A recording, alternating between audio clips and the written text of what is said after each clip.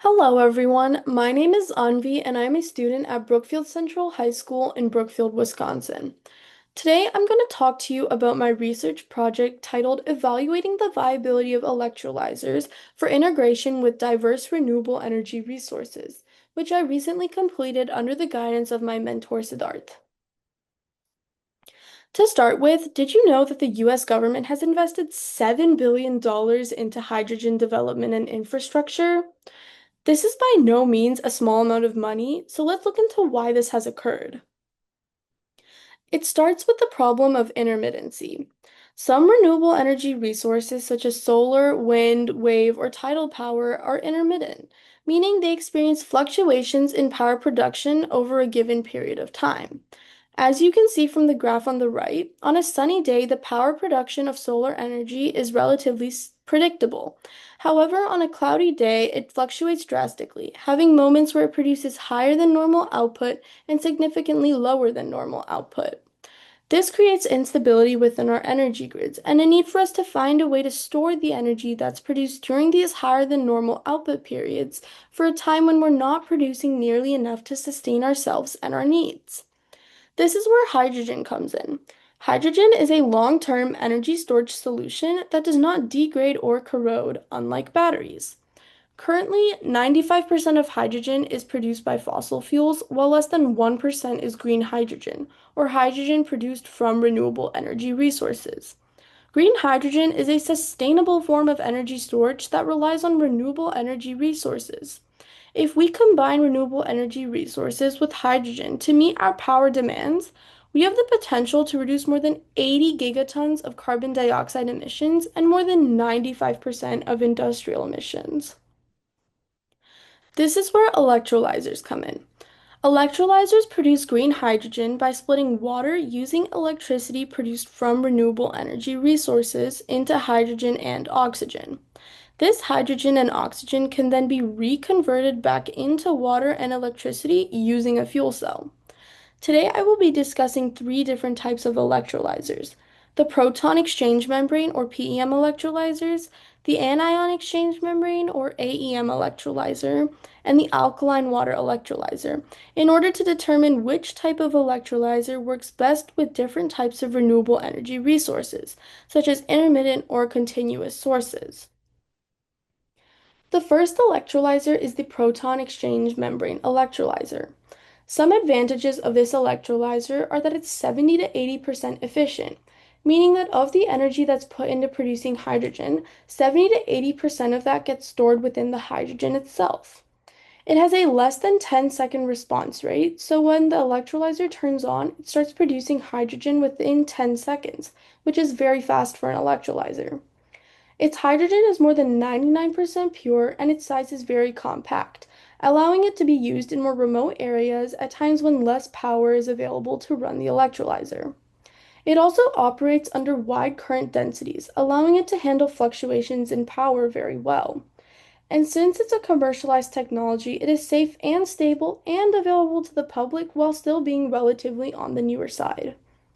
Some limitations of this device, however, are that it uses expensive catalysts or the material that kickstarts the reaction in the electrolyzer, such as platinum and iridium, which are rare earth materials. It has a limited production scale because of its compact size, so it only produces a smaller amount of hydrogen as opposed to some larger electrolyzers. Its durability is very limited, and because of that, coupled with the expense of the catalyst, it has a high maintenance cost to run and operate over a long period of time. The next electrolyzer is the anion exchange membrane electrolyzer. Some advantages of this electrolyzer are that it's more cost effective with its catalyst by using materials such as nickel. Its hydrogen is more than 99% pure and it operates under a wide range of current densities, allowing it to handle fluctuations in power efficiently. While it's not as fast as the proton exchange membrane electrolyzer, it has a less than 30-second response rate, which is still relatively fast. It's very compact as well. In fact, it is the smallest electrolyzer that I will be talking about today, and it's one of the safest to operate. Some limitations of this technology are that it's still under research and development, so lots of changes still need to be made before this is available for the public on a more commercial scale. It's also only 50 to 60% efficient and has limited durability and catalyst chemical stability issues within the electrolyzer itself. And because of its very small size, it has a very limited production scale for hydrogen, allowing it to only produce a small amount of hydrogen at any given time. Our last electrolyzer is the alkaline water electrolyzer. Some advantages of this electrolyzer are that it's very mature and durable and has been used since the early 1900s.